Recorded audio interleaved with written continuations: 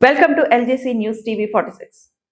మాదక ద్రవ్యాల నిర్మూలనపై తిరుపతి జిల్లా పోలీస్ శాఖ మరింత కఠినంగా వ్యవహరిస్తోంది.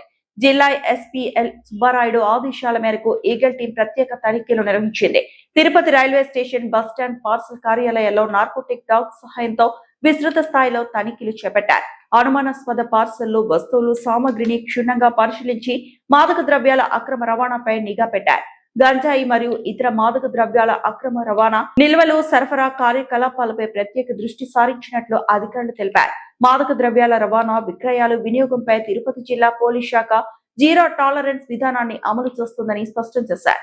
యువతను మాదక ద్రవ్యాల బారిన పడకుండా కాపాడటం పోలీస్ శాఖ ప్రధాన లక్ష్యమని పేర్కొన్నారు.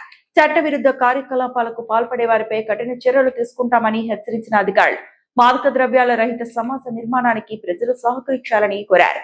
జిల్లా వ్యాప్తంగా ఇలాంటి ఆకస్మిక తనిఖీలు నిరంతరం కొనసాగుతాయని పోలీసులు వెల్లడించారు.